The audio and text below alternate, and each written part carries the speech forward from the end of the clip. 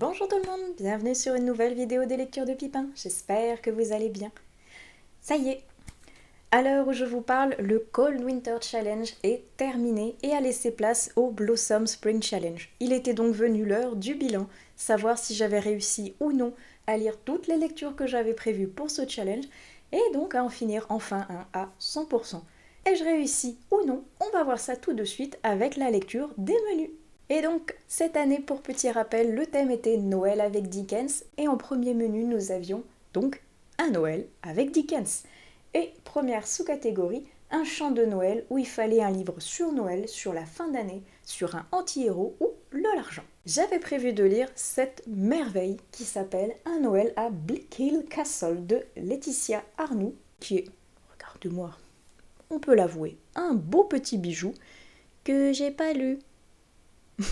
Voilà, ça commence bien. Mais j'avais mis un autre livre dans cette catégorie parce que on était donc un Noël avec Dickens, donc j'ai voulu lire A Christmas Carol de Charles Dickens. Donc, couverture juste ici, je l'ai lu. Donc, même si avec tristesse je n'ai pas pu découvrir encore la plume de Laetitia Arnoux, notamment avec ce titre, je valide quand même la catégorie car j'ai lu Charles Dickens. Et ce fameux chant de Noël raconte un vieil homme qui est aigri, qui est près de ses sous, qui déteste la vie, qui déteste Noël et qui déteste encore plus les gens. Et cet triste personnage, à la triste vie, va rencontrer trois esprits de Noël. Le Noël du passé, le Noël du présent et du futur. Et par le biais de ces trois personnages fantastiques, il va vivre et revivre certains passages de sa vie et peut-être que ça va lui faire changer d'avis au niveau de l'ambiance et de l'esprit de Noël. Moi je l'ai lu en version audio, c'était très sympa parce que la voix de Scrooge, ce fameux donc personnage que tout le monde connaît je pense parce que c'est un personnage anti-Noël au même titre que le Grinch qui a un caractère insupportable, il est vraiment bien incarné je pense avec une voix chevrotante par le narrateur qui se régale à nous faire vivre l'expérience de ce vieux bonhomme à travers cette lecture auditive. C'était sympa, point de vue expérience, point de vue ça passait bien justement au niveau de la période de Noël, mais je réitère sur le fait que Charles Dickens n'est pas mon ami. Je n'arrive pas avec cet auteur. À chaque fois que je lis un livre, sa plume ne me convainc pas. Celui-ci, ça va. Il y en a d'autres, franchement, j'y arrive vraiment pas. Donc, Dickens, ça passe ou ça casse en général et moi, ça a tendance à ne pas passer. C'est dommage, mais au moins, j'ai validé ma catégorie grâce à lui. Ensuite, nous avons Christmas Cracker avec cadeau, surprise ou vœu. Et là, j'hésitais beaucoup parce que je voulais lire La Passe Miroir qui en plus faisait partie, la saga intégrale, d'une lecture commune. Et comme c'était un cadeau de mon frère, ça rentrait parfaitement dans cette catégorie, comme d'autres titres avec lesquels j'hésitais parce que c'était des cadeaux que je m'étais soit entre guillemets fait à moi-même ou qu'on m'avait offert. Et je n'ai malheureusement pas lu un seul tome de La Passe Miroir alors que j'avais prévu de lire au moins le tome 2 auquel je m'étais arrêtée. Non. Non, pas du tout. Ils sont toujours là, ils sont toujours derrière moi, ils n'ont pas bougé de leur coffret. Et ça m'embête un peu parce que j'aimerais bien avancer dans cette saga, mais j'ai pas encore réussi à le sortir malheureusement. En revanche, je valide entre guillemets en trichant un peu cette catégorie parce que j'ai lu un SP que j'ai adoré et on va dire qu'un SP c'est un cadeau quelque part. Donc je valide cette catégorie avec la couverture que je vous mets juste ici de Le Diable sur mon épaule que les éditions Sonatine ont eu la gentillesse de m'envoyer avec Ned Galey. Et c'est un véritable petit bijou ce livre, une pépite littéraire qui fait partie de mes coups de cœur de l'année alors qu'on était qu'au mois de février quand je l'ai lu, mais il était absolument génial. Une descente un petit peu aux enfers avec un père qui lutte parce qu'il est de type hispanique dans une Amérique qui aime beaucoup les blancs et pas tout à fait les migrants, même si lui il a des papiers américains. Pour eux il a une tronche de Mexicains clandestins et puis basta. On va suivre l'histoire d'un père que la vie lui a tout pris. Sa petite fille va tomber gravement malade et avant qu'il ait réussi de récupérer les fonds nécessaires pour essayer de la sauver, elle va décéder.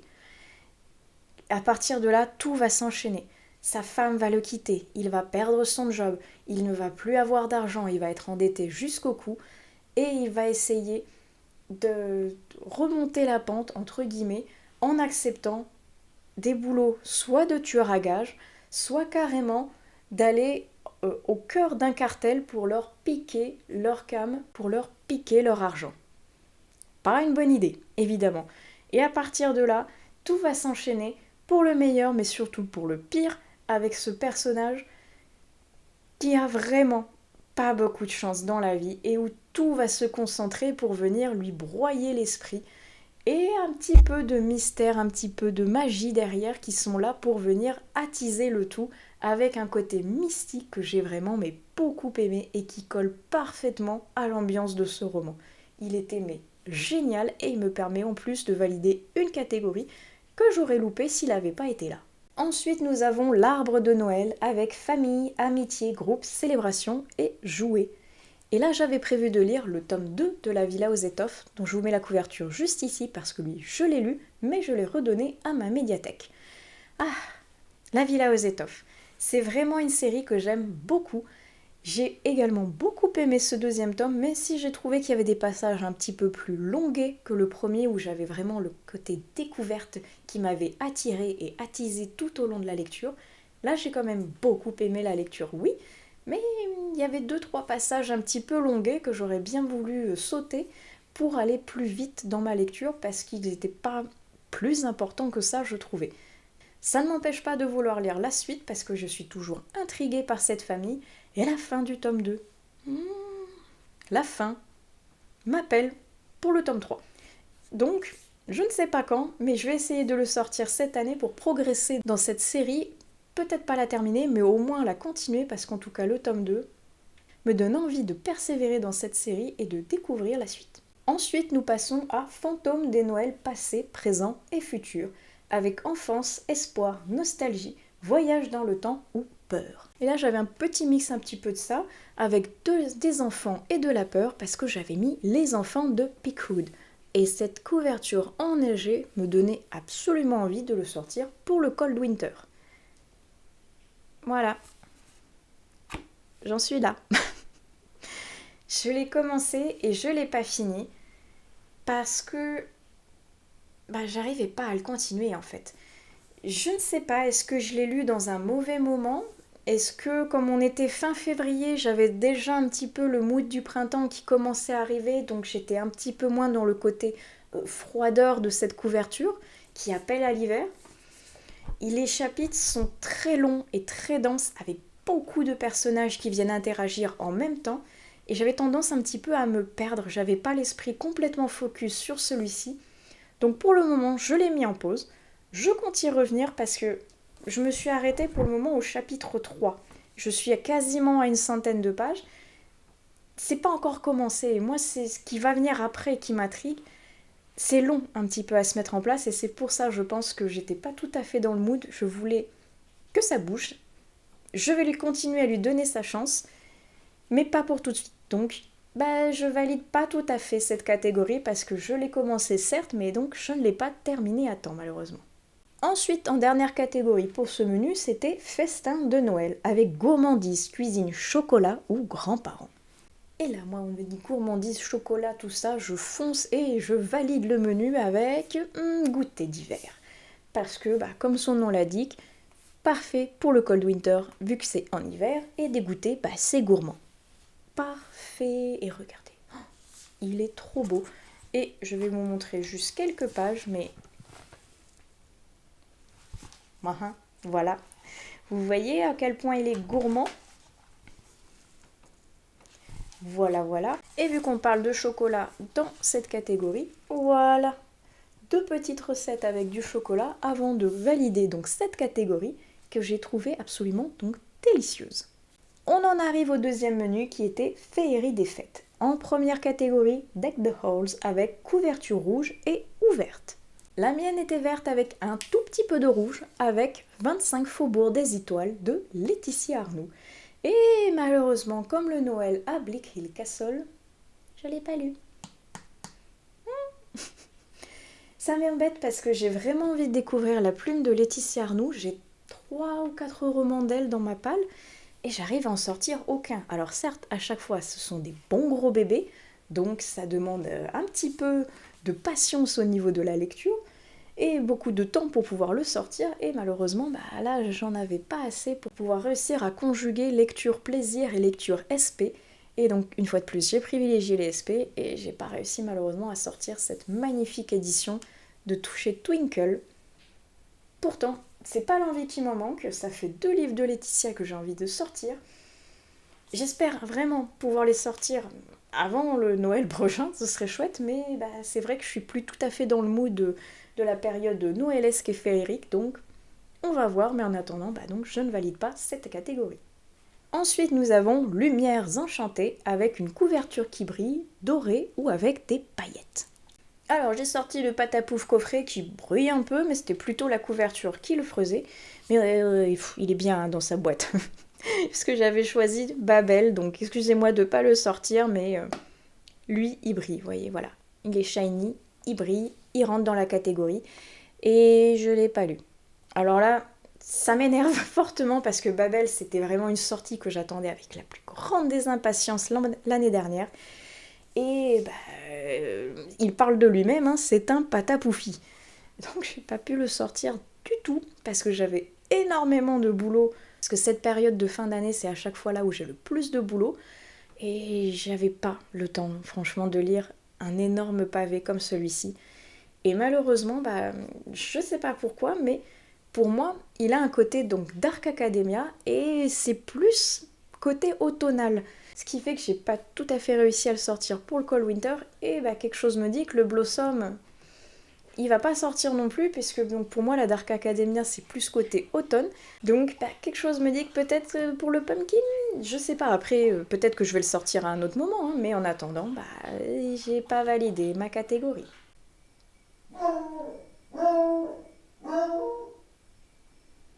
C'est quoi cette clochette? Bonjour tout le monde. Alors, petite interruption qui était absolument pas prévue. Il a fallu que je coupe en plein milieu de mon Cold Winter, j'en suis désolée.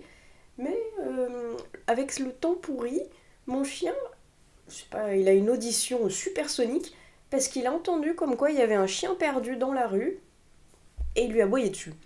Donc quand je suis sortie, j'ai vu qu'il y avait ce pauvre chien sous la pluie, c'était la tempête en plus, il était tout grelottant. Donc je suis allée le récupérer, appeler son propriétaire et le soigner un petit peu le temps qu'il vienne le chercher. Donc il a fallu que j'arrête la vidéo et j'en suis désolée. Et je ne la reprends que bien plus tard après une grippe bronchite sévère, d'où cette tête un petit peu encore cadavérique. Voilà, c'était pour la petite histoire, je pense que ça s'entend encore un petit peu, j'ai le nez toujours un tout petit peu bouché. Mais bref, je voulais reprendre cette vidéo quand même que j'ai pas eu le temps de terminer pour pouvoir finir enfin ce bilan du Cold Winter Challenge. Donc on reprend tout de suite. Et je crois bien que je m'étais arrêtée à la catégorie S'embrasser sous le gui, où il fallait une romance ou une romance de Noël. Et contre toute attente, j'ai fait les deux, mesdames et messieurs. Oui, vous ne rêvez pas. J'ai lu une romance de Noël grâce à un SP que Cadaline m'a envoyé, qui était tout mignon, très court, donc je pense que c'est pour ça que ça ne m'a pas dérangé, dans une ambiance un petit peu donc festive de Noël, dans un domaine viticole en plus, donc moi ça me va, hein, c'est un domaine qui me passionne. Donc j'étais plutôt contente de cette découverte. Et la deuxième que j'ai aimée, oui, une romance que j'ai aimée, ce Cold Winter est plein de surprises. Il s'agit bien évidemment d'un Tinamuir, oui, avec Grand Magasin. Ça faisait un petit bout de temps que celui-ci était toujours dans ma palle, que je ne l'avais pas encore sorti et que je voulais le découvrir, du fait surtout que j'avais lu sur Instagram une influenceuse qui l'avait lu et qui l'avait qualifié de doudou macaron.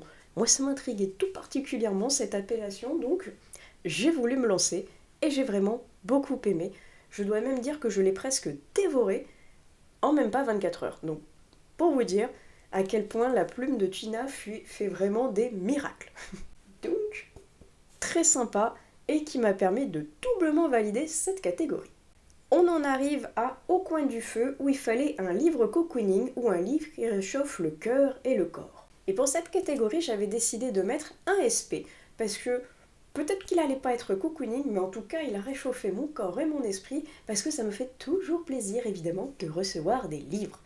Et là, j'ai décidé de mettre les 5, petite couverture magnifique juste ici, de Mathieu Rochelle, si je ne me trompe pas de nom, si c'est le cas, désolé à lui. Mais en tout cas, j'ai adoré, c'était même mon dernier coup de cœur de l'année 2023 parce que je l'ai lu quasiment dernière semaine de décembre et c'était un véritable petit bijou, ce magnifique ouvrage où on suit, comme le titre l'indique, 5 compagnons d'infortune, 5 compagnons qui vont essayer de déjouer une étrange maladie, qui vont essayer de déjouer des complots, et tout ça dans une ambiance un petit peu de bagarre, un petit peu d'aventure, de fantaisie, de trucs, quelque chose d'épique. C'était absolument génial. J'ai adoré cette lecture. Et on en arrive maintenant au troisième et dernier menu qui s'appelait Froid polaire. Et en première catégorie, c'était Stalactite ensanglanté. Thriller policier, cosy mystery en mots-clés. Et là, j'avais comme d'habitude l'embarras du choix et j'ai décidé de mettre celui-ci, Les locataires de Damien Coudier, qui est un thriller fantastique, tout petit, mais pas tout mignon, parce qu'il est violent et génial. J'adore. On est vraiment dans une ambiance qui est assez noire, assez glauque, assez mystérieuse, avec des locataires qui prennent donc leur premier jour de location dans un appartement, dans un immeuble, et le soir venu, la femme disparaît et l'homme se retrouve dans une ambiance un petit peu bizarre, un petit peu étrange, où tout l'appartement a changé, l'immeuble en lui-même est devenu sombre, est devenu glauque, est devenu effrayant, avec des locataires justement voisins qui sont plus ou moins effrayants, et un concierge qui a une sérieuse envie de les tuer. Qu'est-ce qui s'est passé? Où est passée sa femme? Quel a été cet étrange événement qui fait que le jour tout va bien et la nuit tout va mal? C'était génial, j'ai vraiment adoré. Pareil, une des dernières lectures super chouettes que j'ai fait dans l'année 2023. Celui-ci, il était vraiment sympa. Ensuite, nous avions la catégorie Let It Snow avec un titre ayant un mot hivernal. Et là, j'avais voulu lire Neige écarlate que je n'ai pas eu le temps de lire. Et j'avais voulu lire aussi Temps glaciaire que je n'ai pas eu le temps de lire. Voilà. La dernière catégorie de la honte, oui. Bon, on aura compris que le Cold Winter 2023, je ne l'ai pas fini à 100%, hein. Oui, oui, oui. Et c'est fort dommage parce que, une fois de plus, je n'ai pas réussi à découvrir Fred Vargas. Et ça m'énerve depuis le temps que j'ai ces bels ouvrages dans ma palle, que j'ai envie de découvrir la plume de cette autrice, qui écrit toujours plus chaque année, et j'ai toujours pas sauté le pas. Donc j'aurais voulu découvrir avec celui-ci que j'ai en ma possession, mais visiblement pas pour le Cold Winter. On verra à un autre moment, j'espère rapidement dans l'année. L'avant-dernière catégorie, c'est Marcher dans la neige avec Nature Writing, littérature de voyage, grands espaces ou nature. Et là pour celle-ci, j'avais mis le king du Nature Writing avec Pete From et Indian Creek. Parce que la couverture, quoi, ça fait vraiment Cold Winter, il n'y a pas de souci. Et devinez quoi? Ouh, je l'ai lu, waouh!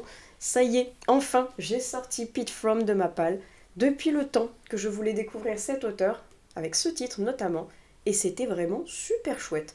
On est vraiment dans les grands espaces américains, dans le grand froid, et on vit l'aventure de ce jeune homme qui découvre vraiment la vie, découvre le métier de garde forestier, de garde saumon aussi, puisqu'il est là pour surveiller que les œufs ne gèlent pas et que les bestioles ne viennent pas les bouffer, pour que l'année d'après, il y ait une belle colonie de saumon qui puisse peupler les rivières des États-Unis. C'est super sympa, franchement, un grand dépaysement et qui était vraiment parfait pour la période hivernale parce qu'on est vraiment dans le côté neige, dans le côté froid et dans le côté coupé du monde entier justement à cause de cette fameuse neige. Très sympa, je vous le recommande si vous aimez le nature writing, franchement celui-ci il est idéal. Et on en arrive donc à cette fameuse dernière catégorie qui s'appelait Magie de l'hiver avec être du folklore hivernal, ou nordique, ou les contes, les légendes de Noël et ou de l'hiver.